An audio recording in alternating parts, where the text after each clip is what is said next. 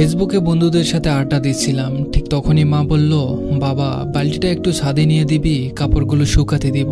বললাম আমি পারবো না, আমি ব্যস্ত আছি। মা বলল, তুই তো মোবাইল টিপছিস, দে না বাবা একটু। রেগে গিয়ে বললাম, যাও তো, নিজের কাজ নিজেই করো, একটু দেখলেই এটা ওটা কাজের কথা বলো শুধু। আম্মুকে ঝাড়িয়ে দিয়ে এসে রুমের দরজা আটকে শুয়ে ফেসবুকিং করতে লাগলাম। দরজা খোলা রাখলে যখন তখন এসে আবার কাজের কথা বলবে। সন্ধ্যায় ছাদে বসে বসে চারপাশটা একটু নজর বুলিয়ে নিচ্ছি। হঠাৎই মোবাইলটা বেজে উঠলো। রিসিভ করতেই আম্মু বলল, কই আছিস বাবা? বললাম, আমি তো বলেই আসলাম আমি ছাদে যাচ্ছি, এরপরেও বাসায় থেকে কেন ফোন দিতে হবে? মা বলল, বাসায় একা একা ভালো লাগছে না, আয় না একটু বাসায়। বিরক্ত হয়ে বললাম, ধুর, কোথাও গিয়েও একটু শান্তি নেই। যাচ্ছি, তবে কোনো কাজের কথা বলা যাবে না।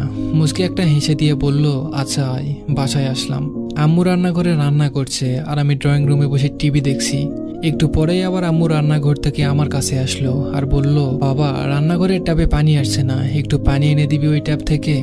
রেগে গিয়ে বললাম, আমি আগেই বলেছি আমায় কোনো কাজের কথা বলা যাবে না, এগুলো রান্না বান্না করা মেয়েদের কাজ, আমি ওসব করতে পারবো না, তুমি যাও তো, আমায় কার্টুন দেখতে দাও। বারবার মুখ করে আম্মু চলে গেল। প্রায় 20 মিনিট চলে গেল। টিভির সাউন্ড একটু বেশি দেওয়া ছিল। হঠাৎই নজর পড়লো ট্যাবের কাছে, বালতিটা পড়ে আছে, চিপচিপে পানিও দেখা যাচ্ছে। এক বালতি পানি নিয়ে আসতে পুরো রুম পানি দিয়ে ভিজিয়ে দিচ্ছ। কথাগুলো বলছে আর রান্নাঘরের দিকে এগিয়ে যাচ্ছি, কিন্তু রান্নাঘরে উকি দিয়ে দেখলাম কেউ নেই। আম্মু আম্মু বলে ডাকলাম, কিন্তু কোথাও কোনো সারা শব্দ নেই। বাইরে ট্যাবের কাছে গেলাম, একটু এগোতেই আমার চক্ষু কপালে উঠল। আম্মু মেঝেতে পড়ে আছে, চারিদিকে রক্তে লাল হয়ে আছে। দৌড়ে আম্মুর কাছে আসলাম। আম্মু, কি হয়েছে তোমার? আম্মু, কথা বলো। কি করব কিছুই মাথায় আসছে না। কোলে করে নিয়ে বাসা থেকে বের হয়ে একটা সিএনজি নিয়ে পাশের হাসপাতালে গেলাম। বাবার বন্ধু এই হাসপাতালের ডাক্তার। আম্মুকে নিয়ে আসতেই তাকে ওটিতে নেওয়া হলো। নিজের উপর আজ খুব রাগ হচ্ছে। এক বালতি পানি নিয়ে এসে দিলে কেমন ক্ষতি হতো। আম্মুর কিছু হয়ে গেলে নিজেকে কখনোই ক্ষমা করতে পারবো না। একটু পরেই একজন নার্স এসে একটা কাগজ ধরিয়ে দিয়ে বলল, এগুলো নিয়ে আসুন তাড়াতাড়ি। আমি দৌড়ে ডিসপেন্সারিতে গিয়ে ওষুধগুলো নিয়ে আসলাম।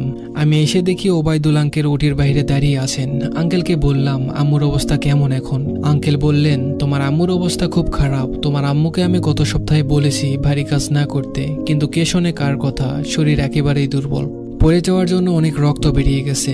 বললাম, যত রক্ত দরকার আমার শরীর থেকে নেন, আমার সব রক্ত বের করে নেন। আঙ্কেল বলল, আমাদের ব্যাংকে কিছু রক্ত ছিল, সেগুলো দিয়েছি, কিন্তু শরীর রক্ত নিচ্ছে না। তুমি নিয়ে আসতে অনেক দেরি করে ফেলেছো।